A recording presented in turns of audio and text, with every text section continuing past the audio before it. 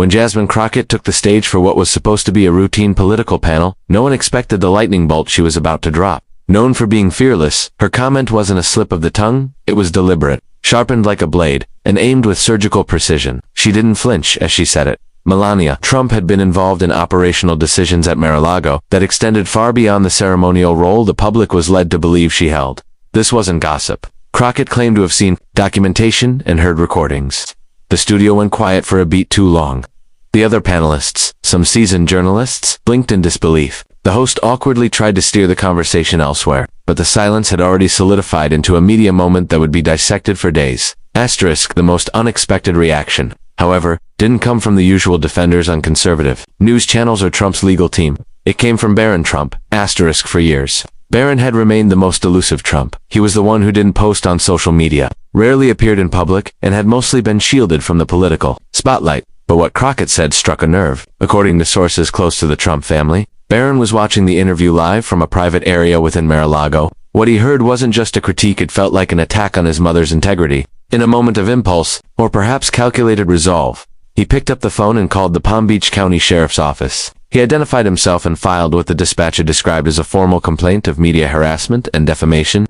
The police didn't storm into the studio, of course. The law didn't quite work that way. But the call itself was confirmed by the sheriff's department and reported by multiple outlets. Suddenly, Barron wasn't just a quiet Trump anymore, he was central to a new wave of political fire.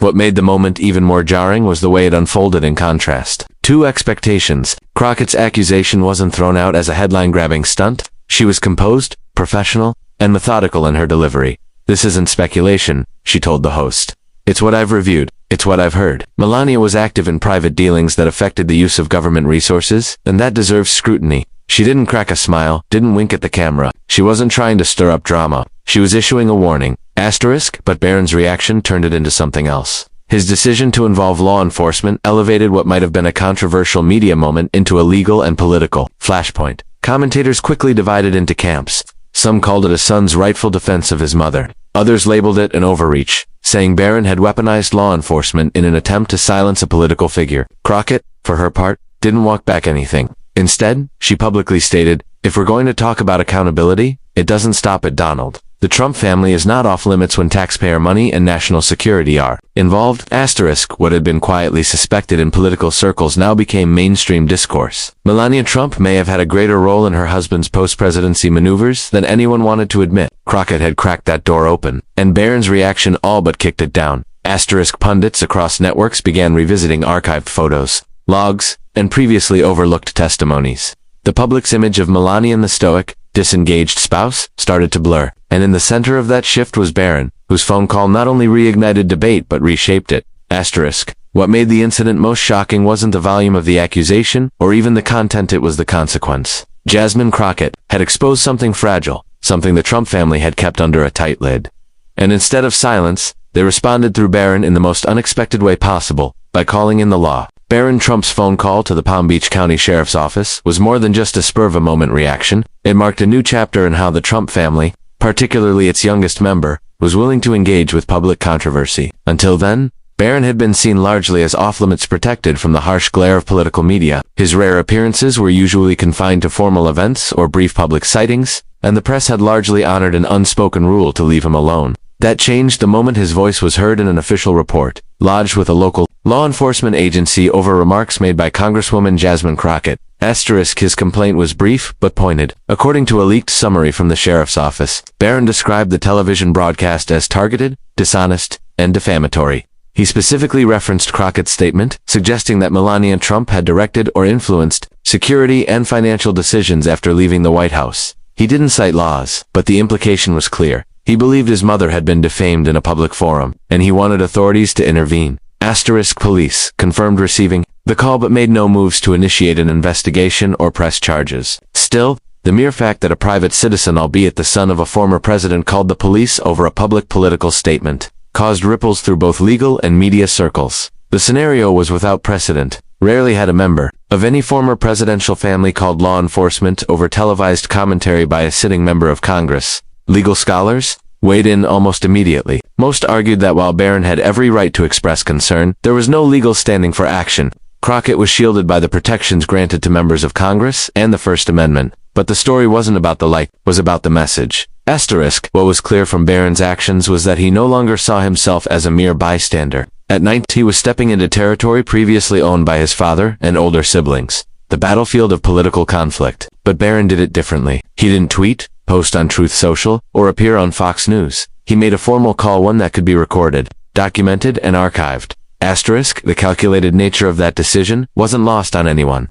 Some political analysts speculated that the move had been encouraged by Melania herself, or at least approved behind closed doors. Others believed Barron acted on pure instinct, a young man deeply loyal to the woman who had guarded his privacy for so long. Whatever the motivation, the result was the same. Crockett's interview was no longer just a broadcast, it had become a political flashpoint involving law enforcement, civil liberties, and the boundaries of public criticism. Asterisk for Jasmine Crockett, the police call was both bizarre and symbolic. She addressed it publicly during a press conference days later, saying, "Let's be clear, calling the police on a member of Congress for telling the truth isn't just intimidation, it's the kind of entitled response that shows why we must keep asking questions." She refused to retract her statement or soften her tone. In fact, her team released more follow-up material that hinted at further involvement by Melania in unofficial staffing decisions and financial arrangements during the transition period in early 2021. Nothing illegal was proven, but the attention surged. Asterisk meanwhile, Barron's call became a topic of debate across cable news and opinion columns. Some outlets praised him for taking a stand, painting him as a young man unwilling to let his mother be slandered. Others criticized him sharply, suggesting that his actions were a direct example of inherited privilege, using police resources not for protection, but for image control. Asterisk, the irony was striking. The Trump family had long accused political opponents of weaponizing institutions like the FBI or Department of Justice. Yet here was Barron dialing law enforcement over a political comment on television. It drew attention to how easily influence could be flexed even without filing a lawsuit or releasing a public statement. Asterisk, though no legal action followed, the move served a deeper purpose. It sent a signal the Trump family, through Barron, was drawing a line in the sand. Attacks on Melania, perceived or real, would not go unanswered. And even the quietest Trump was willing to pick up the phone when that line was crossed. As the political world reeled from Jasmine Crockett's explosive comments about Melania Trump, there was a notable absence of any official statement from the Trump family. No press release, no interview, no post from Donald Trump himself. But that silence didn't mean they weren't responding. Behind closed doors, the Trump camp was mobilizing, and they were doing it quickly. According to insiders familiar with the situation, legal teams closely tied to the family began drafting a response within hours of the interview airing. The goal wasn't to go public, it was to pressure Crockett behind the scenes, using the full weight of defamation threats and legal posturing to try and shut the story down. Asterisk, Jasmine Crockett, though, was no stranger to these types of tactics. She had seen them before, especially from political figures with deep pockets and armies of lawyers. But what made this particular case different was the subtle way the pressure was being applied. Instead of the usual bravado and media blitz that the Trump family was known for, this time they used a more personal angle. The police call made by Barron Trump served as a public warning shot, while the legal letters were delivered quietly, with precise language crafted to imply consequences without having to take any direct action. Asterisk, multiple sources on Capitol Hill confirmed that Crockett received a formal inquiry letter days after her interview. The letter, allegedly backed by attorneys with strong ties to the Trump legal apparatus, demanded clarification and retraction. It didn't include an outright threat of a lawsuit, but the implication was unmistakable. Either she walked her comments back or faced potential legal ramifications. It was an intimidation strategy, measured, calculated, and unusually restrained by Trump standards. And in that way, it was arguably more effective. The inclusion of Barron Trump in this situation, especially as the initial voice to lodge a formal complaint, gave the entire legal response a more emotional tone. It wasn't just about protecting Melania's reputation anymore. It was about a son defending his mother. A narrative that many in the media found difficult to criticize without appearing insensitive. Asterisk, still, Crockett didn't flinch. In fact, she leaned further into her position. Speaking at a town hall just days after receiving the letter, she told constituents, "If anyone thinks I'm going to be scared into silence because a wealthy family has lawyers on standby, they don't know who they're dealing with." She made no mention of Barron by name, but the timing left no doubt about whom she was referencing. What became clear was that the Trump legal strategy wasn't designed to win in court, was aimed at preventing escalation. They didn't want more attention on Melania's role during the post-presidency transition.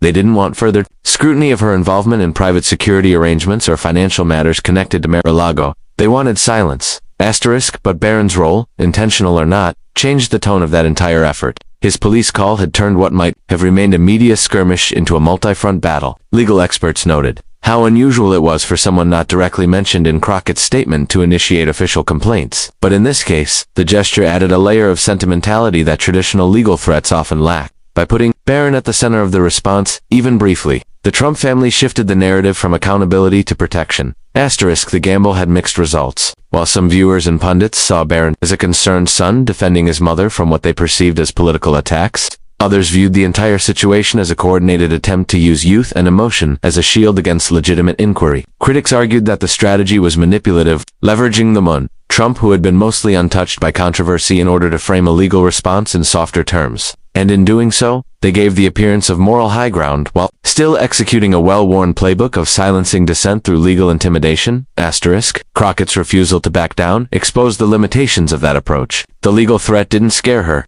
The press coverage didn't slow her momentum, and as more documents and testimonies began to emerge, hinting at Melania's deeper involvement in financial decisions during and after the White House years, it became clear that the Trump team's quiet legal strategy wasn't enough to contain the damage. Asterisk, Barron Trump's involvement, though brief, played a significant part in how the story evolved. Whether intentional or not, his actions set the stage for a wave of quiet, aggressive legal maneuvering that might have gone unnoticed without that initial spark. It was a rare moment where the youngest member of the Trump family stepped into the political arena, and the ripple effects were impossible to ignore. As the days passed after Jasmine Crockett's on-air comments about Melania Trump, public attention only intensified. What had begun as a single interview had grown into a deeper public reckoning. People weren't just curious about the substance of Crockett's claims, they were now asking if there was more beneath the surface. And soon, they got something concrete to cling to. Just a week after the story broke, a leak occurred, this time, not from a politician or activist, but from a whistleblower within a security firm that had previously worked under private contract for Mar-a-Lago. What emerged was surveillance footage that, while not explosive in isolation,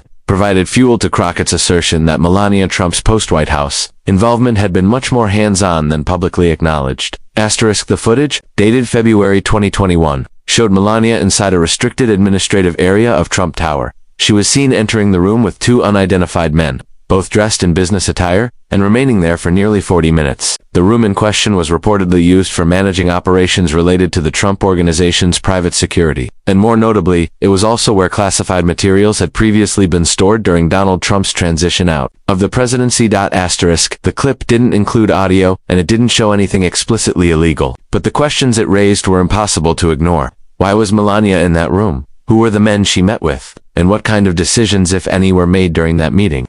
While Donald Trump's involvement in these areas had long been the subject of scrutiny, Melania's role had remained largely untouched. Jasmine Crockett's words had cracked the veneer, and now the footage added a visual layer to the public conversation. Asterisk, Barron Trump, who had already inserted himself into the narrative with his police call, suddenly found himself part of a broader and more complex story. While his involvement in the original incident was emotional and reactionary, the emergence of new evidence placed added pressure on the Trump family. Insiders revealed that Barron was particularly distressed by the renewed speculation about his mother. Those close to the family described him as more involved than ever before in monitoring how media coverage unfolded, even privately reviewing coverage on news apps and political websites. He reportedly asked aides why more wasn't being done to shut the story down. Asterisk, his concern didn't go unnoticed. A family friend, speaking anonymously to reporters, described a conversation where Barron questioned whether his initial police call had made things worse. He had wanted to protect his mother, not drag her into deeper controversy. But the call had unintentionally signaled to journalists and political opponents that there might be more to uncover.